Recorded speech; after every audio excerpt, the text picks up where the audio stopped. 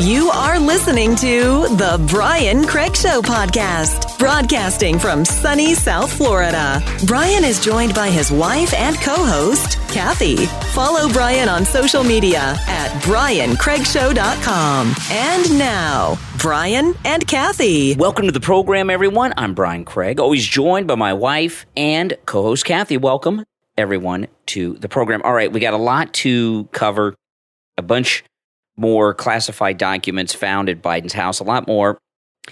And then there's this story about Hunter.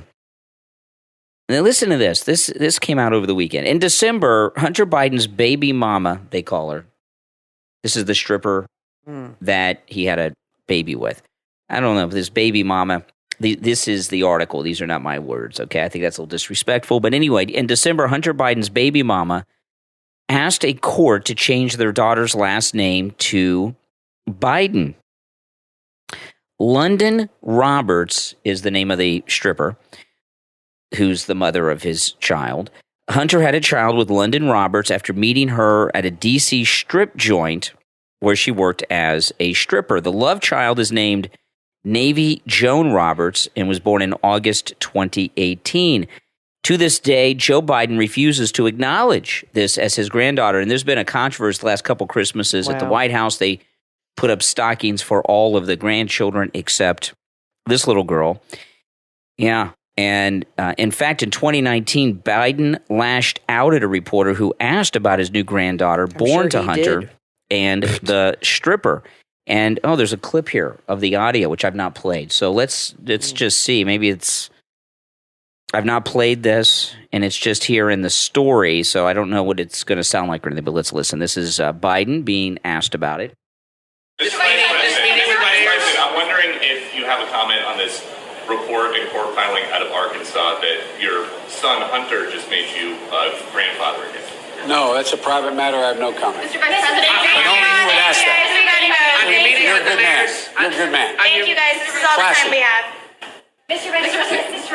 Okay, yeah, that was Ducey again. So, yeah. Well, did you hear that? Biden said, only you would ask that. Real classy. Yeah. Oh, so it's classy to ignore your grandchild? Yeah. The Bidens are the classy ones. Exactly. Yeah. I mean, does he even hear himself? So he's a sicko. Peter's a bad guy for asking the question, but Biden's a good guy for ignoring his granddaughter even exists. Mm-hmm. What a piece of garbage he is. According to Robert's attorney, Clinton Lancaster, the child would benefit from carrying the Biden name. Biden's name is now synonymous with being well-educated, successful, financially acute, and politically powerful, the lawyer argued. The lawyer also argued the Biden family remains estranged from the child to the extent That's awful. that is misconduct and or neglect. It can be rectified by changing her last name to Biden so that she may undeniably be known to the world as the child of Hunter and a member of the prestigious Biden family. Hunter Biden asked a judge to deny the name change because Hunter says it'll cause serious problems for the child. You know, this story is being reported all over the place. Okay, here's the thing. I don't know anything about the mother. She may be a very good person. You know, being a stripper doesn't mean you're a bad person. You know, that it means it necessarily. It could mean she's just a desperate person who had no other way to earn money. This child just being raised by a stripper alone is already a rough way to, start life. Having the name Biden, even if the Bidens have nothing to do with this child as she grows up, may help her get a job, may help her get into a school, may get some extra help and something. And she's not low enough for him to have sex with, but low enough for him to have any connection to. You look at everything that goes on with the Bidens. Can you imagine if Don Jr. or Eric had a child with a stripper, went to court to fight the mother against a name change to changing the child's last name to Trump? Could you imagine what the media would do with that? Oh, yeah. How did this little girl get the name Roberts? That's the stripper mother's name. That's her name. So so I'm curious to know, but we'll see if journalists even do this, to see who is on the birth certificate. I'm assuming Hunter Biden is on the birth certificate as her father, her biological father. So the mother then, when you choose the legal name of your child, typically it's the name of the father. So I wonder how that works legally when did she change the name on the birth certificate? I don't know if she put the name Hunter on the birth certificate. I don't know. Now, when our daughter was born, we were going through an adoption, and it took a few weeks for all the legalese to go through, but she had a pseudonym on the birth certificate, and then we legally changed it to our name after all the lawyer stuff and what happened. So I'm wondering, I just don't know how that works, how she ended up with the name. I know it's the mother's name. The mother made but she would have had to. The mother. Did she have to go to court and get Hunter's name off, or how does that work? I think she probably didn't put Hunter's name on their birth certificate for. You think so? They don't tell us. Okay, so I'm only guessing. Need to find out. Yeah, it could be she didn't know who the father was. She was a stripper, and most strippers are really prostitutes. I wonder what happened with Clinton's son. What was his name? Danny Williams, his black son. Yeah, who looks just like him. They obviously paid him off or something. They paid him off because you never hear from him, but Clinton had the same kind of situation. Yeah, but this situation here, though, either she didn't know who the father was, or maybe she was in communication with Hunter and he talked her into not putting his name on the birth certificate.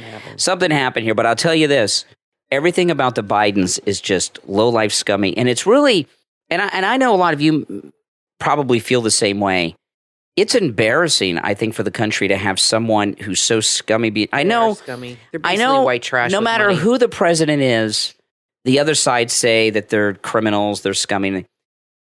There's no question that Joe Biden and his family are criminals and just scummy, low-life, corrupt people. I mean, this is getting out of the world of politics. Now, we got this news story here, more documents found. I just feel bad for the little girl. She's the one who's going to suffer the most out of all of this. Yeah. Just before you move on, just think about this little girl. She's 4 years old. I've seen pictures of her. She's very cute, little blonde girl. And it's bad enough when you have a parent who denies your existence or a family that denies any connection to you. I don't know how legally this can happen. She's biologically his daughter. If she wants a relationship with him, with her father and his family, aren't they legally obligated to be involved in her life? I mean, isn't that called abandonment?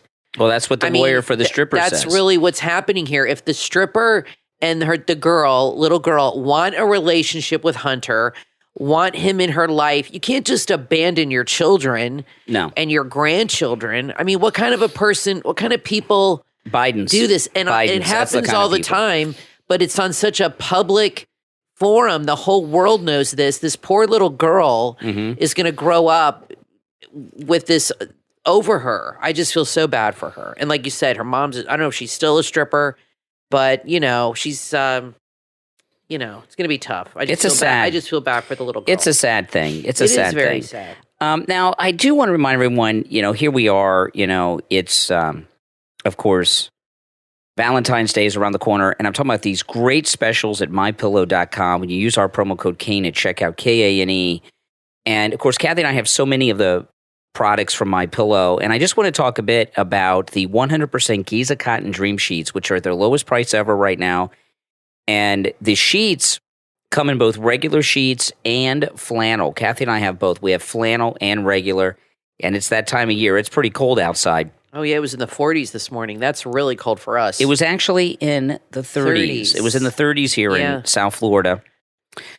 And that's why we got the flannel sheets. There was a frost advisory this morning when I woke up, which I don't ever remember seeing in this part of Florida, ever. A frost advisory. No, usually it's like the middle of the state and further north. I've never seen that before that I can remember. But anyway, the Giza Cotton Dream Sheets are made of 100% Giza cotton. And you've heard Mike Lindell probably talk about this on TV.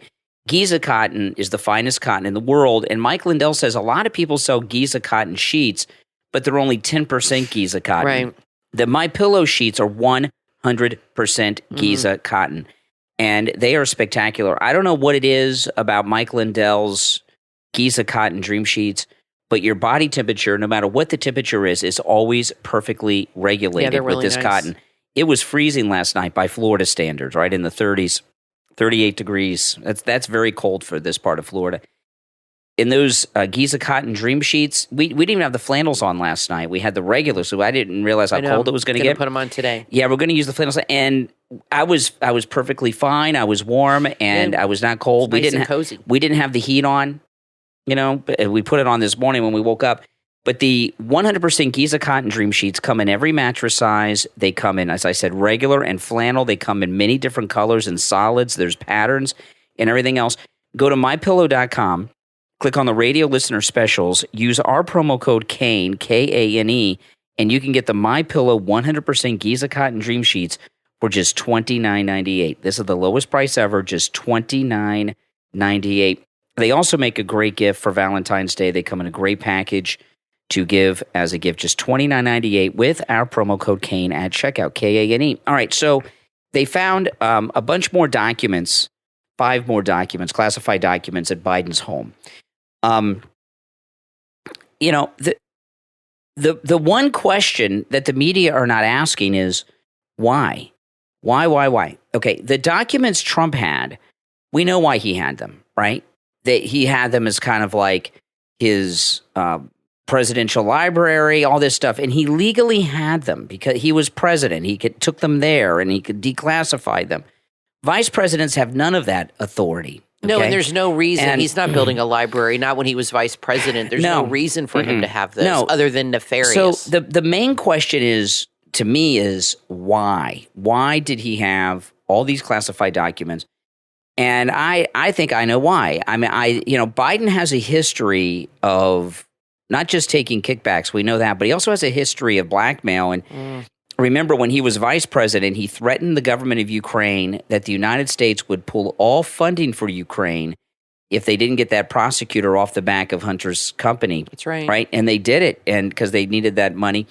So we know how he operates. We know one of the documents that was found at the office was about Ukraine. We don't know we don't know the details of any of these documents, and the new ones found at the house, in the garage, in his office.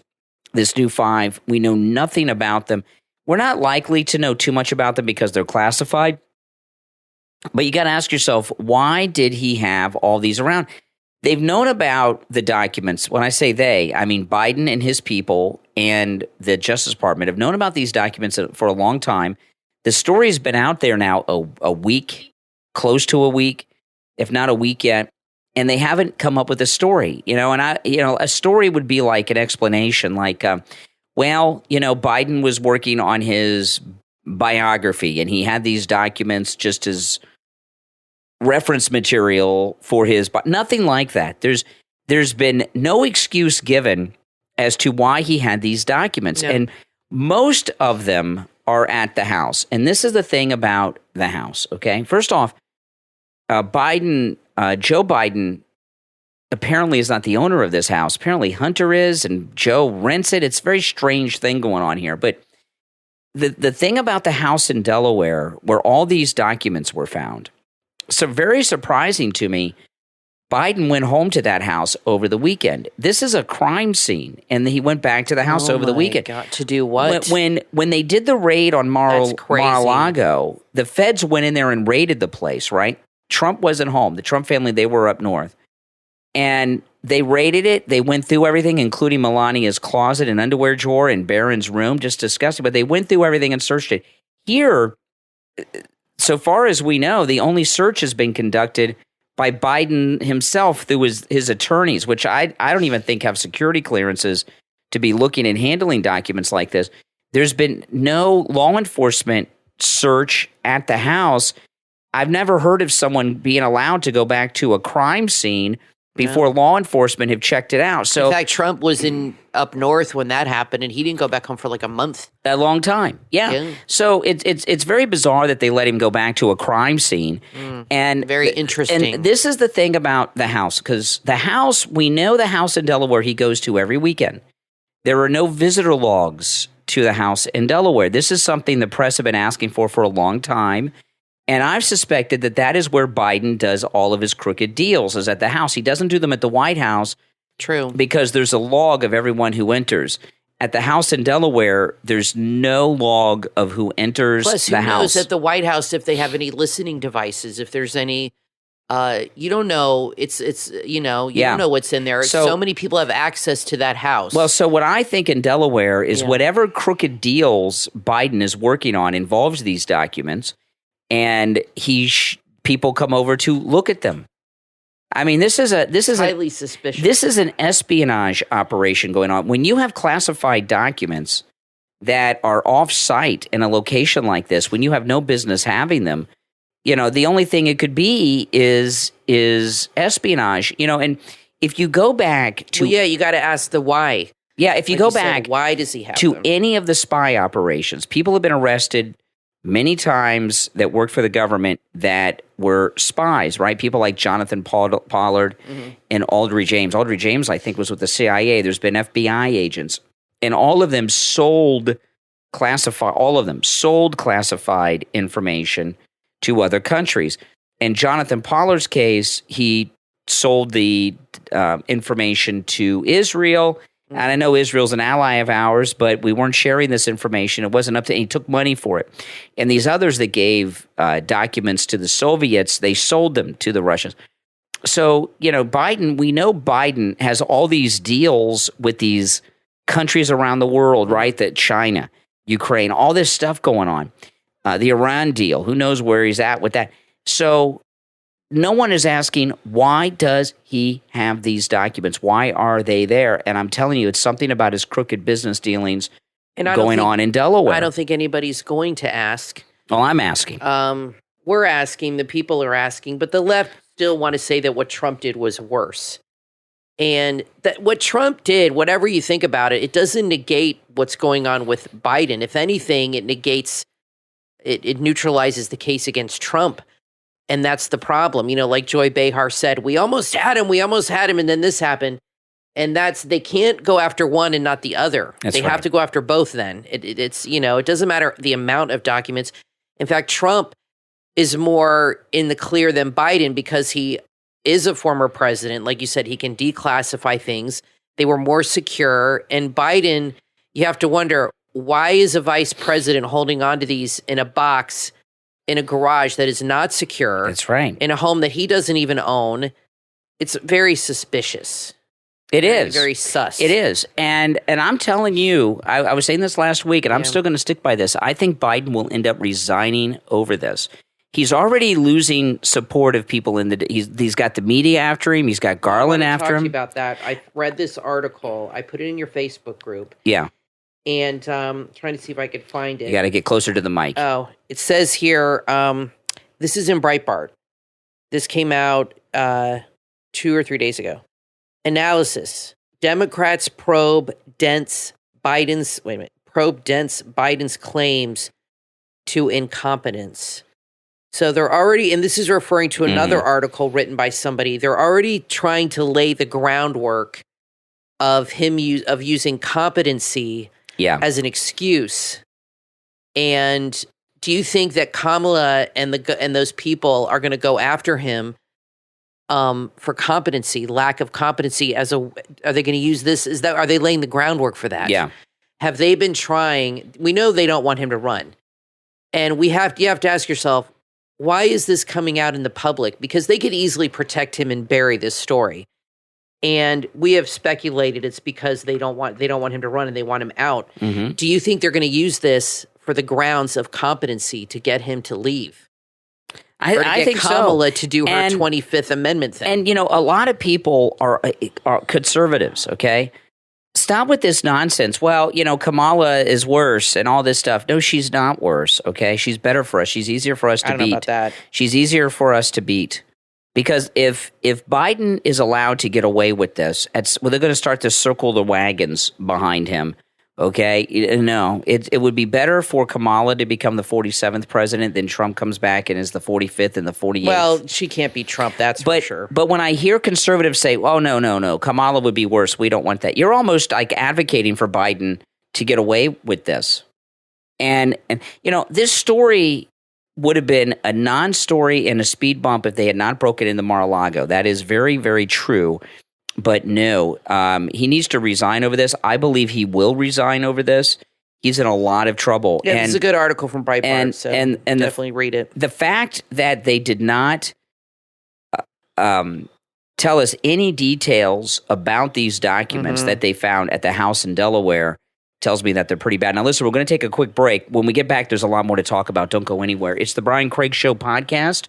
I'm Brian, always joined by my wife and co-host Kathy. We'll be back right after this. Want to know where all the bodies are buried? Author Robert Allen Miltenberg holds the key to that question in his book, Pool Boy to the Mob, Everybody Out of the Pool. Author Robert Allen Miltenberg holds the key to that question in his book, Pool Boy to the Mob. Welcome to Mob-Ammy Beach. This book is a fictionalized account of Miltenberg working at a mob-owned Miami Beach hotel in the 70s. If you're a fan of The Godfather, Goodfellas, or The Sopranos, you will love this story that's full of colorful characters and wisecracking wise guys. It's a story with everything from Playboy bunnies and weaponized parrots to shattering the glass ceiling and getting away with murder, all in paradise. This is a wise guy tale you've never heard. Surrounded by pools, the trick for Bobby Moskowitz was not slipping in the one thicker than water. Bobby lived to tell the tales, and now you can read all about it. The funniest mob novel since Jimmy Breslin's The Gang That Couldn't Shoot Straight. Pool Boy to the Mob, Everybody Out of the Pool. From author Robert Allen Miltenberg, available on Amazon. Order your copy right now. Parents and grandparents, there's a thoughtful bedtime story that you will want to add to your child's reading list. From author John Clay, The Invisible Trap, an illustrated children's story about being aware of your emotions. The Invisible Trap is an allegorical story of a child who leaves the safety and comfort of home. Soon, he's overwhelmed by his new reality. Realizing he's all alone, he has to overcome his big emotions and gain clarity. This is a fantastic book to introduce children to the lifelong lesson of being aware and comfortable with emotions. The Invisible Trap is the effect that limiting beliefs have on our ability to function. This beautifully illustrated children's book embraces integrated psychological leadership theory and will help your child learn emotional intelligence as early as possible. Order your copy right now from author John Clay, The Invisible Trap, available in Kindle, hardcover, and paperback on Amazon.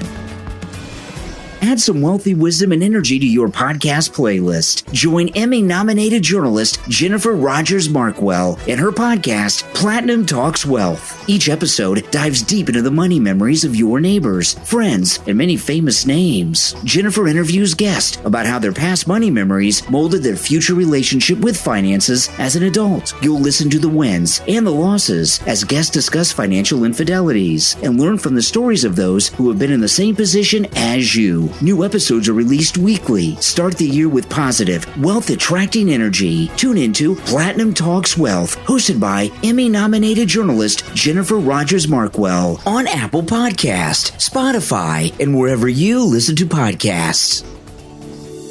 There's a key to achieving the life of your dreams. Learn how to unlock your full potential in the podcast Authentic Life Connection, hosted by Master Certified Life Coach and author Seth Lusk. Seth specializes in empowering you to find and live your most authentic and fulfilling life based in your true purpose, values, and core sensitivities. He has a decade of experience working in the health, fitness, and nutrition industry with degrees in human psychology, human nutrition, and exercise physiology. Seth Lusk is here to help you heal your life from the inside out so you can start living a fulfilling life. If you've been feeling lost or defeated in aspects of your life, let this be your sign to make steps in the right direction. Each episode will empower and educate you on topics you can use to make positive, impactful changes in your life. Experience the power of being strong, in control, and looking forward to whatever life has in store for you. Tune into Authentic Life Connection with host Seth Lusk, available on Spotify, Apple Podcast, and your favorite podcast platform. You are listening to the Brian Craig Show podcast, broadcasting from sunny South Florida. Brian is joined by his wife and co-host, Kathy. Follow Brian on social media at briancraigshow.com. And now, Brian and Kathy. Welcome back, everyone. I'm Brian, always joined by my wife and co-host, Kathy. Yes, so Kathy, you'd mentioned this article in Breitbart before the break, and I'm going to go through some of it because this is their attempt at a defense of Biden. This came out 2 days ago. Yeah, where I'm going to start is pretty far down in the article. This is in Breitbart.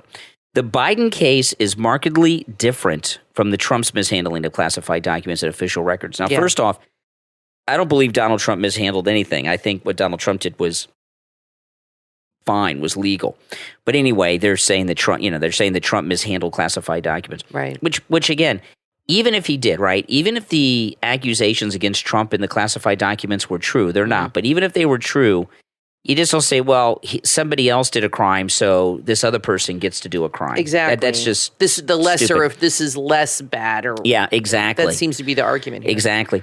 The Biden case is markedly different from Trump's mishandling of classified documents and official records, not least because Biden's team voluntarily turned them over to federal officials when they were discovered. Still, it has caused private frustration among Biden allies and some advisors because the president and his team as billed were supposed to be better than this. Okay, now before we move on, this thing, Biden's team voluntarily turned them over to federal officials. I'm not so sure about that, okay? It seems to me that people were going through some of his things at that office and came across them. And when the story first came out, they said the people that found the documents at that fake think tank office called the Justice Department, the National Archives, and the White House. They didn't, so the White House got told that, well, we've called in the feds, we've called in the archives. I would not assume that Biden was involved. Oh, well, you found these documents? He didn't we better turn them over. First of all, no, he didn't voluntarily do anything. He knew they were there. Exactly.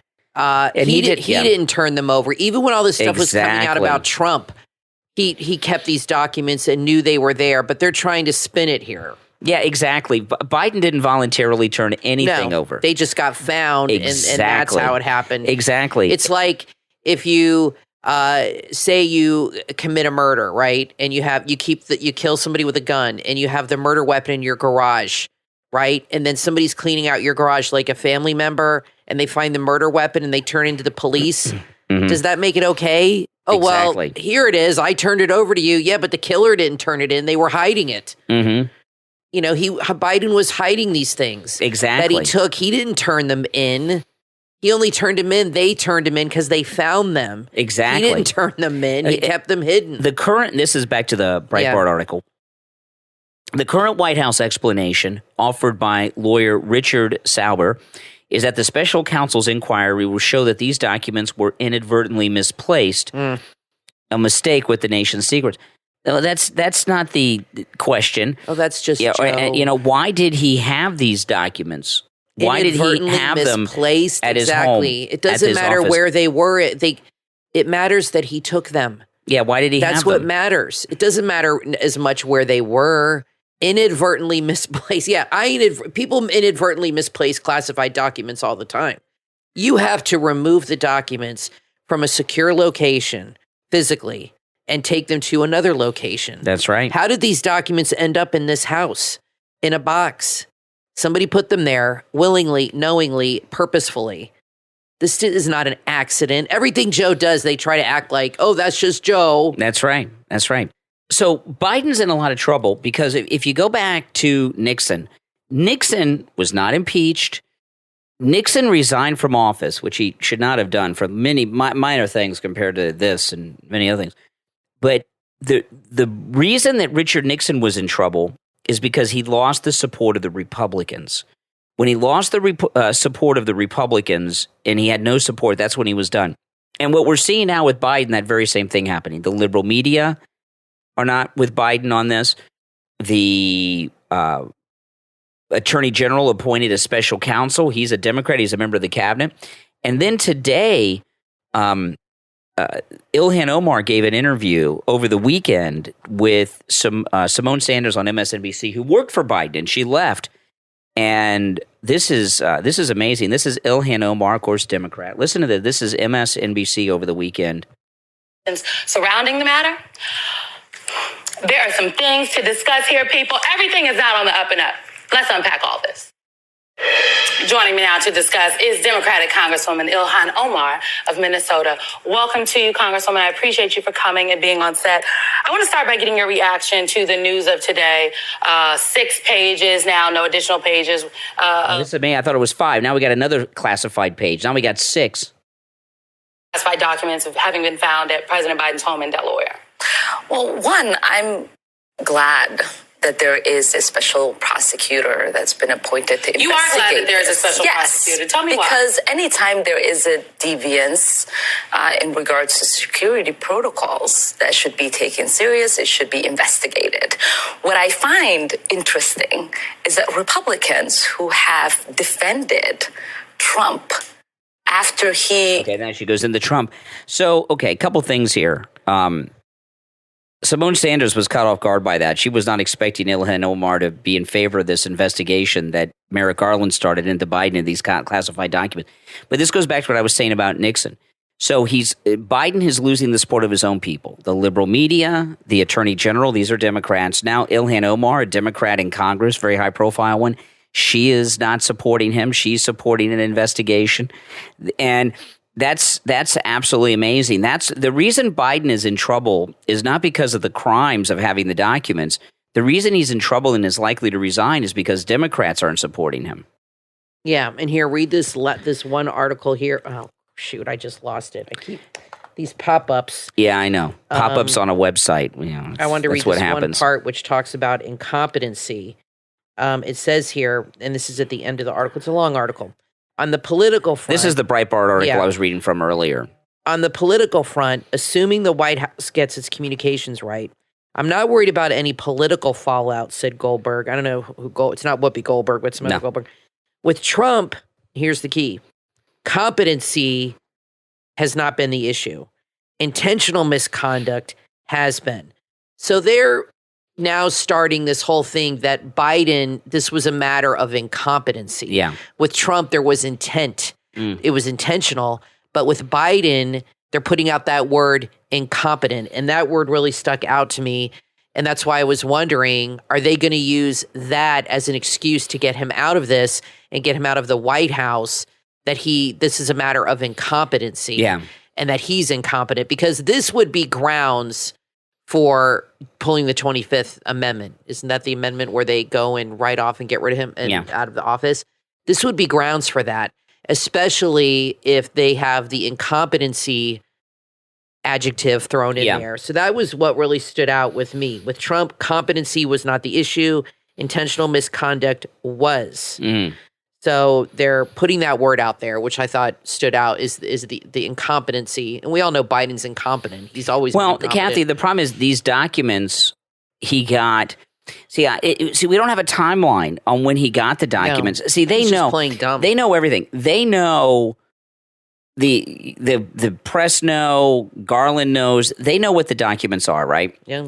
Since they know what the documents are, they know when and where Biden got them. I think this is what happened.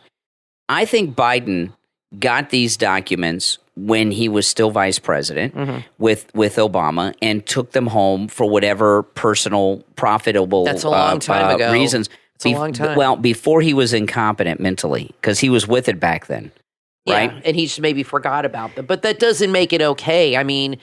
they got that Golden State Killer and BTK years later after they committed crimes. Just because someone's old and out of it. Yeah, they just convicted some Nazi woman in her 90s who was the secretary to the Nazis. She was like 95 years old. She did it when she was 20 years old. Just because you're old and checked out doesn't mean you get away with your crimes when you were with it and younger. No, exactly. That's crazy. But I think they're going to, maybe if things get sticky, I think they will use this as their reason to do the 25th or get him to resign. There's a reason I think the move is going to try to get him to resign, and that's not going to be an easy thing to do. I don't think he'll do it. I really don't. He's pretty arrogant. No, he's gotten away with everything his entire life, 50 years in Washington.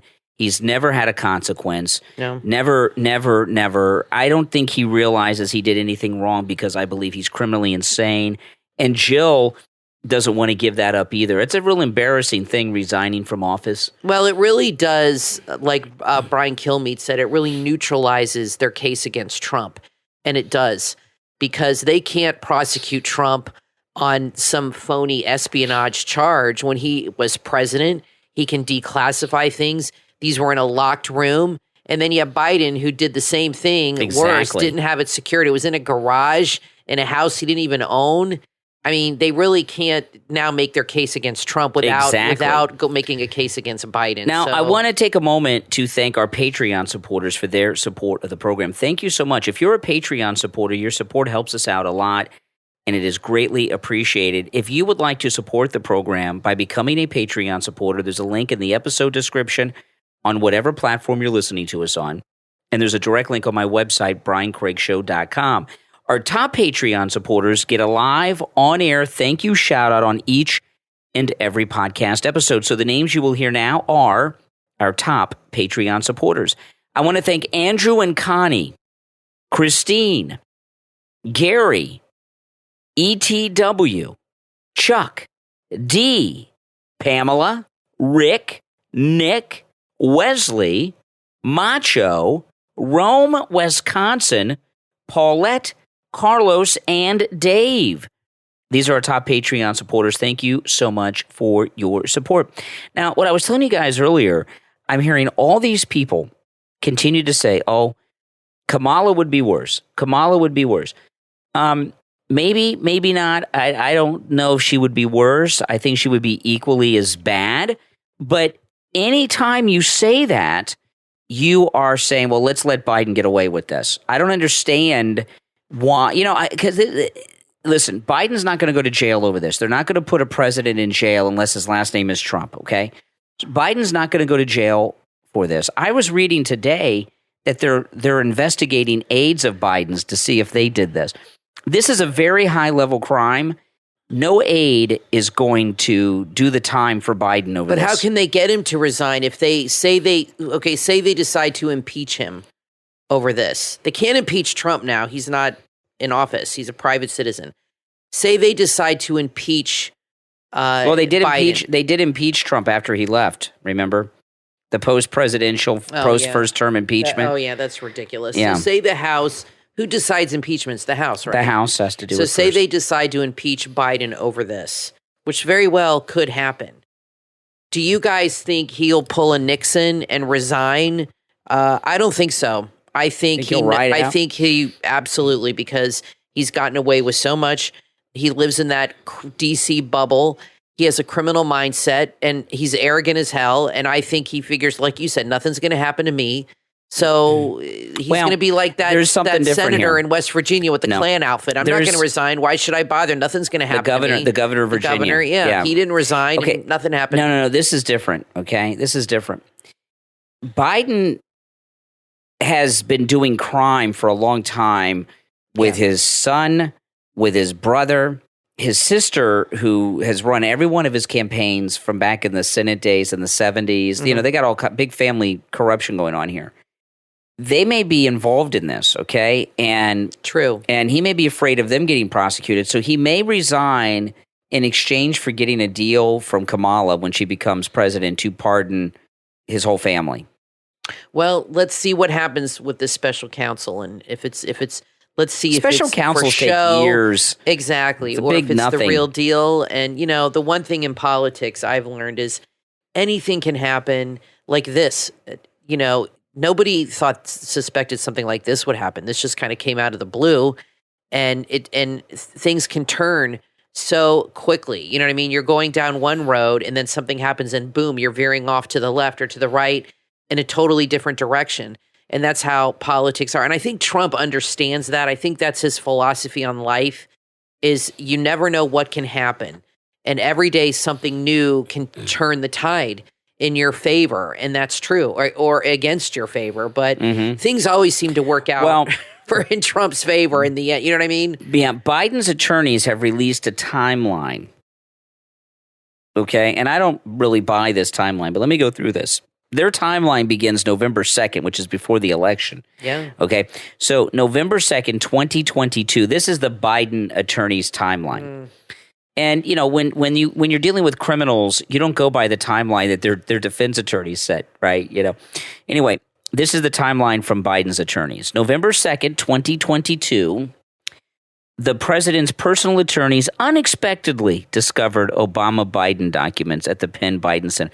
I love this word, unexpectedly. Then why were attorneys going through these documents? Why were they even there? Why were they there, and why were they going through documents in this closet? What else were they looking for? Hunter's stash? This word, unexpectedly, they put in there. That sounds like that's such a lawyer thing to say. Yeah. Unexpectedly. Why would they be there? That makes no sense. The president's personal attorneys unexpectedly discovered Obama-Biden documents at the Penn Biden Center. Consistent with statutory requirements, the National Archives and Records Administration was notified of the discovery. For the following 8 days, the president's personal attorneys were in regular contact with the archives and anticipated the archives would notify the Department of Justice and the DOJ would notify the president's personal attorneys of the next steps and point of contact. So this is interesting. They got the documents, and they did not tell the Justice Department. They told the archivist, and I don't see the part where they told Biden. The attorneys kept it to themselves. Okay, so November 3rd, 2022. Again, these are Biden's attorneys' timelines, who unexpectedly were going through closets and unexpectedly found this stuff. November 3rd, the archives informed the Inspector General. On November 4th, as stated by the Attorney General, the archivist Inspector General informed the Department of Justice. So it was 2 days later when the Department of Justice was notified. This is incredible when you think about the timeline. This happened days before the election, yet you didn't hear a peep about it, because if you did, things definitely could have come out differently. So this is a cover-up that was happening here. That's right. This was a major cover-up that happened right before the election. This would have been disastrous for their team. That's right. And they know it. Now the question is, did Biden know at the time that they had found these documents? Did they call him and tell him, which I'm assuming they did? And how did they make this cover-up happen? Because you got a lot of factions involved here. Yep. You've got the archives, you've got the one department, the other department, the lawyers, Biden, all of them kept quiet and didn't go to the press until now. That's a cover-up, Okay, folks. so on November 4th, the Inspector General with the archives told the Department of Justice. So that Biden and his team didn't tell the Department of Justice. Then nothing happened for 5 days. On November 9th, as stated by the Attorney General, the Department of Justice launched an assessment to understand whether the documents were mishandled. On November 10th, DOJ informed Biden's personal attorneys that it had launched the assessment. Once the president's personal attorneys heard from the DOJ, Biden's personal attorneys were in regular contact with the Department of Justice. The election was on the 8th. Yeah, so this is all, On November 14th, the Attorney General assigned a U.S. attorney to oversee the assessment. December 20th, the president's personal attorneys inspected the Wilmington residence garage and identified a small number of potential records bearing classified markings. Once the president's personal attorneys identified these documents, they stopped their search and informed the U.S. attorney that was investigating that documents were found. Okay, we'll stop there. So we don't know why they were looking through the closets at the office. We don't know why out of the entire house in Delaware they were looking in the garage. Who found them in the house? The house, Biden slipped up in that press conference and said there were documents in the house. But who found those? We don't know. Okay, December. Or maybe just because he said it. Okay, let's see here. December 20th, the president personal attorneys inspected the Wilmington. Okay, I got that one. Let me ask you real quick. Yeah.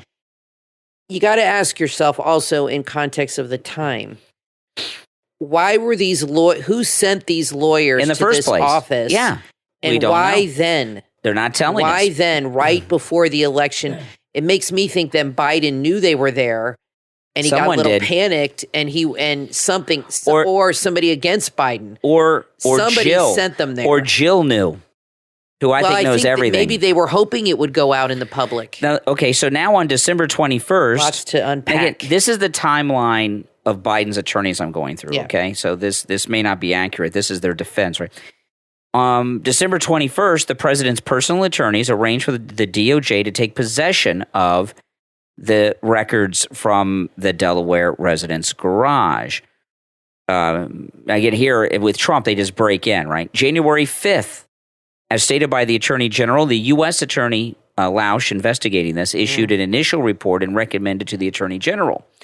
January 11th, The president's personal attorney searched the Wilmington, Delaware, and the beach house for additional records. The president's personal attorneys located a potential record bearing classified markings at the Wilmington residence among stored materials inside a room adjacent to the garage.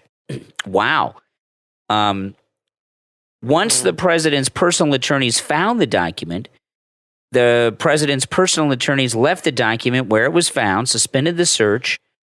Following the search at the Wilmington residence, the attorneys proceeded to the beach house and conducted a search there. No records were found at the beach house. January 12th, the president's personal attorneys informed the U.S. attorney that they had found more materials bearing classified markings at the Delaware residence inside the room adjacent to the garage. And let me tell you, in most people's houses, the least secure place in a house is the garage. I would think, yes. Because everybody has access to a garage that's Right. in the house. And then we are where we are now.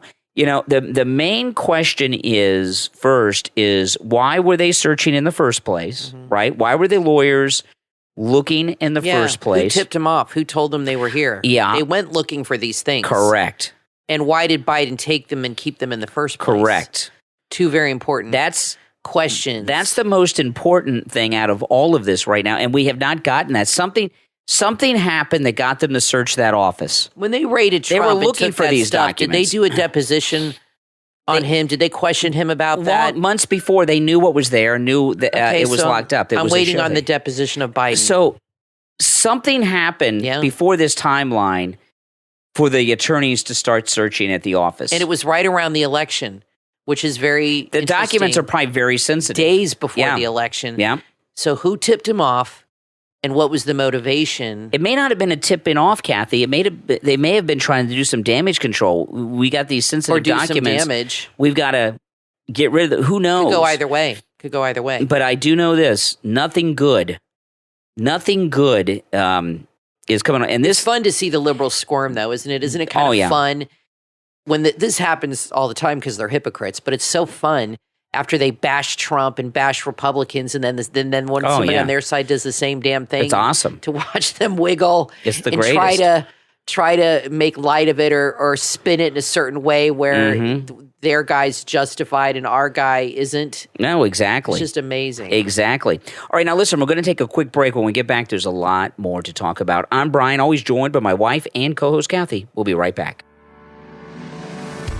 The Journey Within from author Daniel Shaba is a poetic masterpiece that takes you on a journey of self-discovery, personal growth, and inner peace. The Journey Within explores the challenges and triumphs of overcoming adversity, achieving your goals, and finding your place in the world. With chapters on positive thinking, emotional intelligence, self-confidence, and self-expression, this must-read book offers tools and strategies for living a fulfilling and meaningful life. Through the power of words and self-expression, The Journey Within encourages you to stand up for what you believe in and inspire change in your community with a focus on gratitude, positivity, forgiveness, and mindfulness. The Journey Within encourages you to embrace life's journey and find joy in the present moment. From discovering your inner strength and finding your purpose to building healthy relationships and exploring new possibilities, The Journey Within is a guide for personal growth and self-discovery through self-care, self-compassion, and self-love. This book offers tools and strategies for living a life of inner peace and contentment. Order your copy right now on Amazon. The Journey Within from author Daniel Shaba. Have you or a loved one ever suffered a stroke? Have you asked yourself, what does it feel like to have a stroke? How do you move on with your life? The answers to those questions and more can be found in the book Emerging from the Dark from author and stroke survivor Terrence Ang. Did you know that a stroke is a common medical issue that most people don't understand? In fact, medical professionals often fail to fully grasp what it takes to recover from a stroke, or how much energy and grit that journey takes for the stroke survivor. Author Terrence Ang has assembled a collection of moving stories from people in all stages of stroke recovery. Readers will find hope and inspiration from the unimaginable courage and determination in these true stories. Emerging from the Dark will change the way you see people recovering from strokes. This is a must-read book, not only for stroke survivors and their families, but it's also perfect for physicians and other health professionals. Emerging from the Dark from author Terrence Ang is available on Amazon in Kindle, paperback, and hardcover editions. Order your copy right now.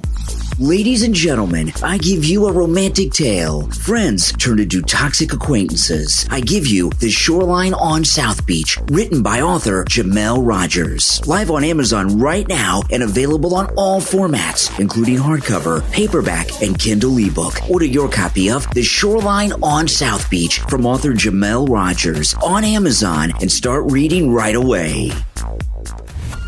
Have you been searching for a fantasy book that's like none other? Have you felt like you've been reading the same boring book time and time again? From author Nathan Helm comes your next must-read book, Kingdom Society, The Black Hood, available on Amazon. Kingdom Society is an epic journey of family and friendship. Alieth and his sister Sindril are separated from their parents at a very young age when an ancient evil warlock, the Black Hood, comes to take their father's body as his new host. Their father tries hard to protect everyone, but the dark magic that he accepted from his old friend and mentor hurts him instead of helping. He's lost his fight and family. Throughout this epic journey, the siblings have to grow up fast in order to become strong enough to beat the enemy. They find new allies along the way, but suffer some fatal blows. This action-packed fantasy story will have you reaching for your Kleenex box more than once, as well as curled up in a ball laughing. You'll find yourself able to relate to the characters more so than in any other fantasy book you've picked up of late. What are you waiting for? Go pick up your copy of Kingdom Society, The Black Hood from author Nathan Helm today. It's available on Kindle Unlimited, ebook, and paperback forms on Amazon.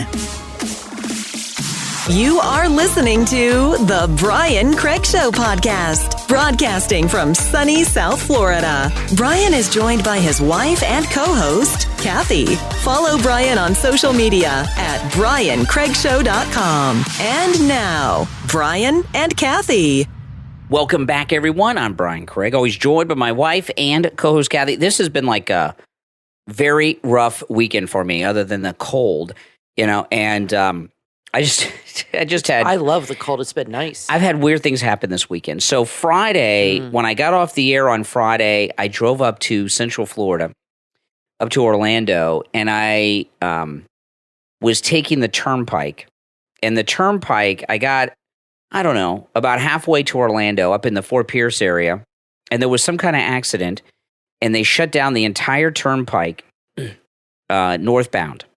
Okay, so I had to turn around on the turnpike, go to the next exit south of the turnpike, and then get on I-95. Well, the problem with that is that the exit south was like 10 miles or more south, so I had to go, that's like 20 miles north and south. You should have just come back home. Exactly, and I-95 was like a 30 to 40-minute drive from that turnpike. I couldn't believe. So I added like 2 hours to my driving time to Orlando on Friday, and I'd gotten up really early in the morning and I was on the radio. So it was just rough. It was just rough.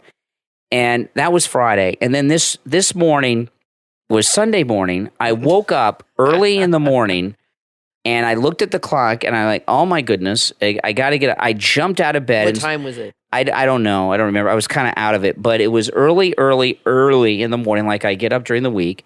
And I thought it was Monday, not Sunday. And I jumped out of bed and started to get in the shower and started to get ready for work. And then... You've never done that before. No, and I checked my phone just to see what the temperature was so I knew what, I should wear because I knew it was cold. Yeah. And then it said Sunday. I'm like, what? And I know. And I was like, it can't be Sunday. So I had to check. I checked on your phone. I went on the computer. I was like, oh my goodness. And I had so much adrenaline going because I jumped up, started to get ready. I couldn't go to sleep for hours. So I laid in bed and just messed around on Twitter for a couple hours, finally fell asleep. So it's just been kind of a weird, rough weekend for me. I want to talk about this thing with Lisa. My mom bought the Spare book, by the way. My mom, she's Canadian at heart, even though she became... That's the Prince Harry book? Yeah, even though she became an American in 1976. But she's still, Canadian at heart. That's a waste of money. And she's really into the royals and all that stuff. She made me watch the wedding of Harry and Meghan with her, and William and Kate was pretty cool. But she's into that because the royal family is very much a part of Canadian culture. It's on the money. They honor those days of the coronations and all this stuff. I mean, they're really consider themselves still a part of that country very much. And so she grew up with all that in Canada. But anyway, she bought the Spare book, and it's a huge book. She sent me a picture of it. I guess she got it at Walmart. She asked me if I wanted to borrow it. I said no thanks. And the book is so big that Harry's head is like it's like life size. It's when huge, you look at it. It's a close up his of face his head, on the front of the book. and she held it up next to her head, and it's like a life size image of him. Yeah, it's bizarre. It's a good title though. What's the title again? Spare, which is good, but it's clever. How about Whiner? Yeah, that would be Spoiled. good. But I was reading this article in the Daily Mail about Lisa Marie Presley. Very interesting. They had her, she's buried at Graceland next to her father now. They have that whole They've already buried her? Yep. She just died. Well, her tomb is there. Okay. She's had her tombstone there for years. Oh, I didn't know that. To look Graceland? at Graceland. You got Elvis, you got his twin brother Aaron, who died at birth. And then you have Elvis's parents, and they're all in that area where the tombs are. And then hers was there waiting for her. Wow, How crazy is that? But I read that his grandparents were first cousins. So Elvis's grandparents? Elvis's grandparents were first cousins. So there's a little inbreeding in the family, which probably wasn't that uncommon in the South back in the early 1920s. My family is from Tennessee. My dad was born in Memphis, so. But anyway, they said I try not to take that personal. No, there's a lot of heart problems on his side because of this, and they said that sometimes when that happens, there's a genetic component. When there's inbreeding, there's a genetic component. It's not good for close relatives to have children because there's a lot of medical issues involved. Like the royal family. Right. So anyway, they're saying that, of course, he was doing drugs, but he might have been able to survive. There's a lot of, look at Keith Richards. I mean, there's a lot of rock stars that do drugs that live to be 100, but there's genetic factors as well that factor into this. And he might have had this gene or this lack of this gene that comes from this kind of close relatives marrying. And then she died young, 54 from a heart attack. And then 2 or 3 other people in her family on his side died in their 40s. So I just thought I didn't know that about his Elvis, family. Interesting. Okay. There's a video. Still sad, but there's just a video on YouTube. I saw this months ago. It was Elvis on his last vacation to Hawaii with his friends and his girlfriend at the time. And it wasn't long before he died. He looked like he was ready to die. I mean, he did a lot of drugs. He looked awful. He was obese and all this stuff, No, he didn't take care of himself. And I don't think this cousin thing is the reason why. I was talking about on the radio on Friday. Yeah. Lisa Marie, who apparently burned through her Elvis inheritance. $100 million. Yeah. That's what they're saying. And I remember when she was younger, Priscilla Presley was going to court all the time to keep Lisa Marie from getting the money, and finally she got it, and she blew it, and apparently Priscilla had to bail her out financially. She was broke. She knew she'd spend, like Elvis was a big spender. And this is what, but he was making money, so he thought it'd always be coming through. But what I think happened with Lisa Marie is this. I talked about this on Friday, but I'll tell you guys, is this new Elvis movie, which is good, although weird. Good. It's very strange. It's a weird movie, but it's the guy's good. I liked it. Because she's a recovered addict, and she also just lost her son, right? Not long ago? Yeah, he committed suicide. Not long ago. Exactly like Elvis, by the way. So she's got that going on. Yeah. And now this movie comes out, and all of a sudden Lisa Marie is in this celebrity A-list circle that she's not been in a long time. She's at all the award shows. She's at all the parties. And that's where somebody who's an addict, that's a bad scene to be into. I think she got hooked into drugs again through the fame of this new movie about her like dad. Carrie Fisher. Yeah, and this has been going on for a year. This movie came out a long time ago. Yeah. And I think she got back into drugs possibly. from but that we don't know. movie. No, we don't know, but I'm just guessing. She didn't look good at the Golden Globes. I didn't watch it, but I saw clips of her, and she could barely... She went with one of her dad's friends. That older guy was a friend of her father's. He was part of the Memphis Mafia. Yeah, and she could hardly stand up. She had to hold on to somebody. So I don't know if she's been having medical problems that she's been ignoring. But like I said, I read this article, and it said a lot of people on Elvis's side. His mother, too. His mother died in her 40s. Now, according to the movie, she was a big drinker, but I don't know if that's true or not. But in that movie with Austin Butler, they showed her drinking a lot, and they referred to it. But a lot of people on his family, like I said, died young of heart attacks, like 5 or 6. And then his grandparents were first cousins. So I just thought that was interesting. You know, that's possibly why. You know, this whole thing with Priscilla, or a combination. This whole thing with Priscilla Presley, who was very good in the Naked Gun movies. She's a good actress. She's good. She's just ruined her face with plastic surgery. The whole thing with Elvis and Priscilla Presley, you know, people talk about groomers. She was 16 when she moved to Graceland. That's right. And he was married to his first wife. 14 when they met. Her 14, and he was like 20-something. Priscilla Presley's dad was a colonel, and I want to say the Air Force, and met Elvis when he was in the army in Germany. And at 16... her parents let her go to Memphis to live with the biggest rock star in history. That's crazy. Elvis, when he was with the first wife, and you said they met when she was 14. That's right. You want to talk he was about in his 20s, I think. grooming? Yeah, I mean you could make that argument for sure. That is so creepy. But I agree with you. But at the time in the 50s, it's not. Jerry Lee Lewis married his cousin. And she was 13, underage, and that was scandalous. And that's why Elvis didn't marry Priscilla right away because of that. That ended his career. I mean, he was always around, but he never was the big superstar that he was like going to. No, I don't agree with that. So it was even taboo even then.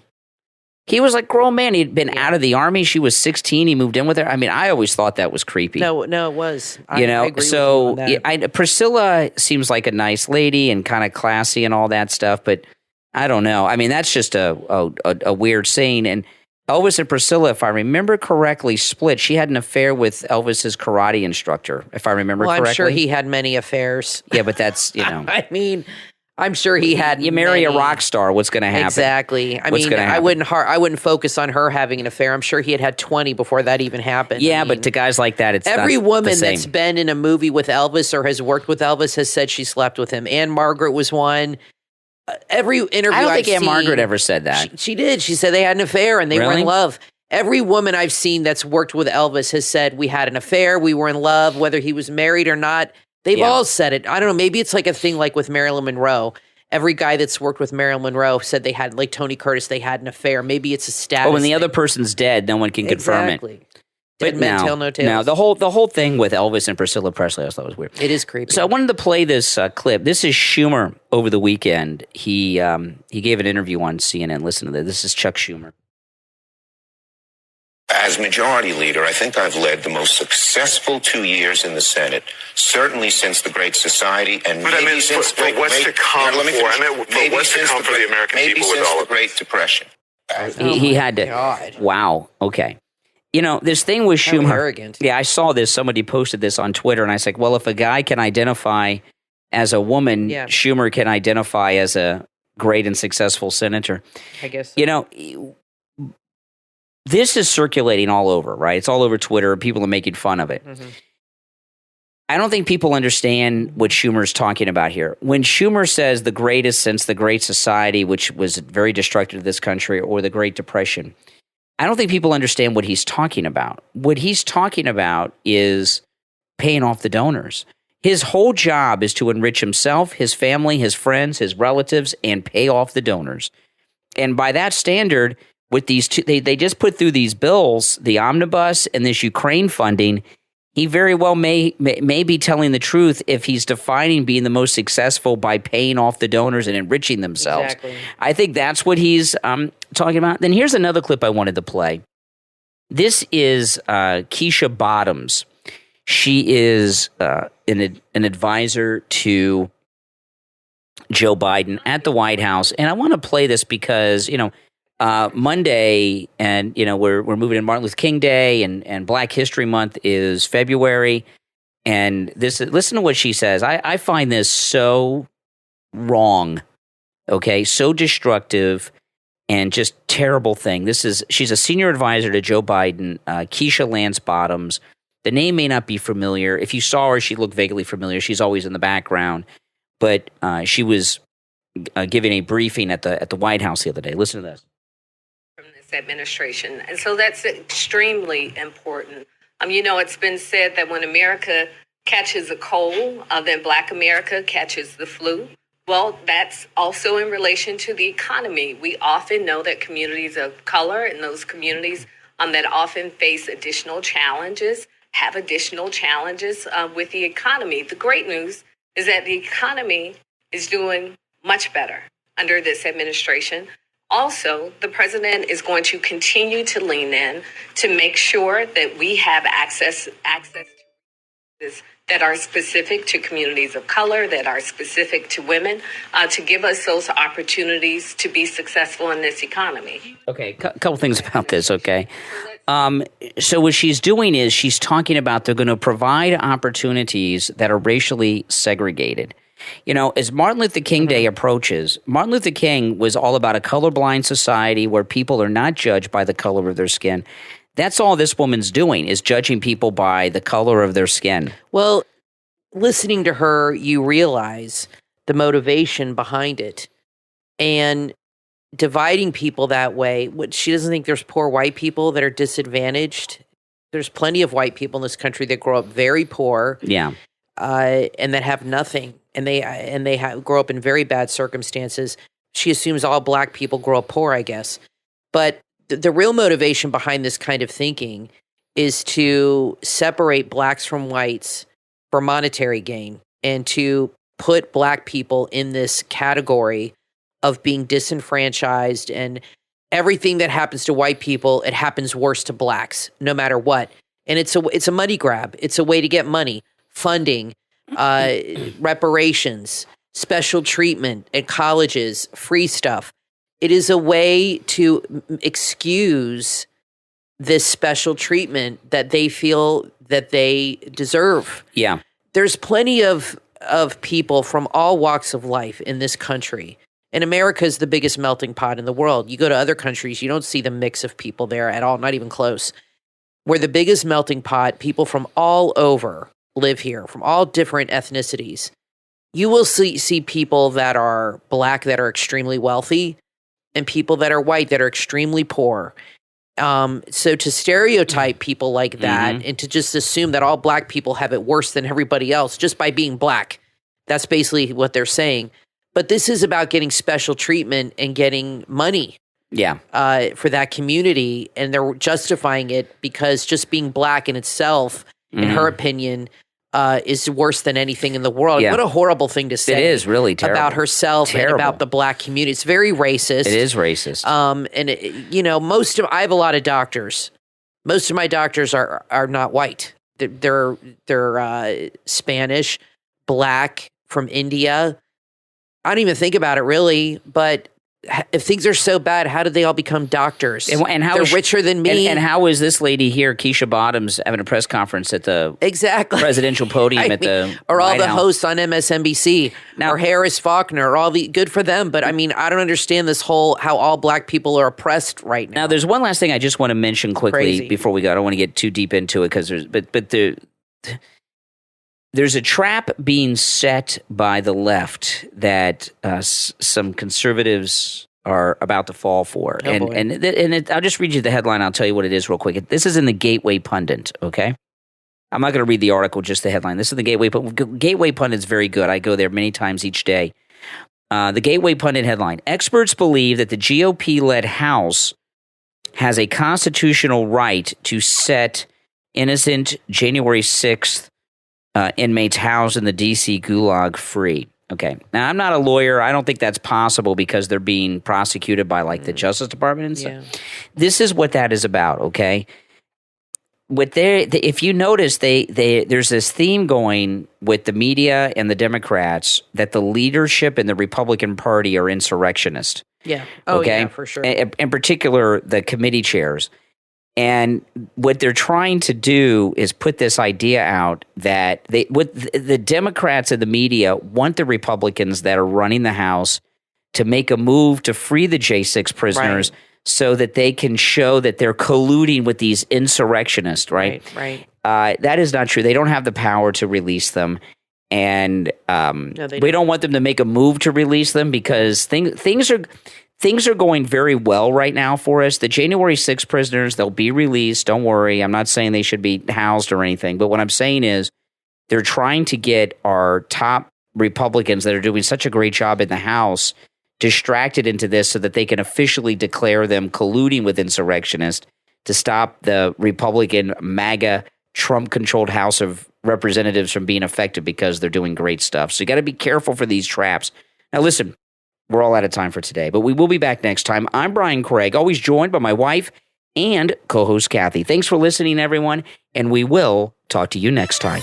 There is a once-in-a-lifetime disruption going on in the transportation sector right now. It's going to change the way you get yourselves and your things move from point A to B. This disruption will not only affect the automotive sector, but will reverberate through the chip, battery, and technology sectors as well. A major catalyst for this disruption is the recently approved Inflation Reduction Act by the U.S. government, which has shined a spotlight on the fledgling U.S. electric EV sector and promises to accelerate EV adoption here. What you may not know is that it's China's EV market that is a major reason for Europe and the U.S.'s push into clean energy vehicles. Want to know how? Have you heard of companies like NIO, BYD, XPeng, Hi-Fi, or Li Auto? What's more, of the 1.8 million EVs sold in Europe between Q1 and 3 2022, 11% came from Chinese automakers, a significant increase from just 2% in 2020. And that number is only going to grow. These same manufacturers exporting to Europe have already announced that they'll be entering the U.S. market before 2025. Stay on top of the latest news coming out of the Chinese EV sector with the podcast China EVs and More. Listen along each week as host Tu Li and Lei Xing round up and dissect the most important news and events coming out of the China EV, AV, battery, chip, and mobility sectors. Supercharged with their over 35 years of combined time on the ground in China and extensive knowledge of the policies, companies, products, people, and services that are pushing the sector forward. All disruptions create new challenges, and in this case, existential threats to the legacy incumbents, so it's important to know who the disruptors are and how to compete with them. Learn how from the most knowledgeable duo in the space. Tune into China EVs and More from host Tu Li and Lei Xing, available on your favorite podcast platform.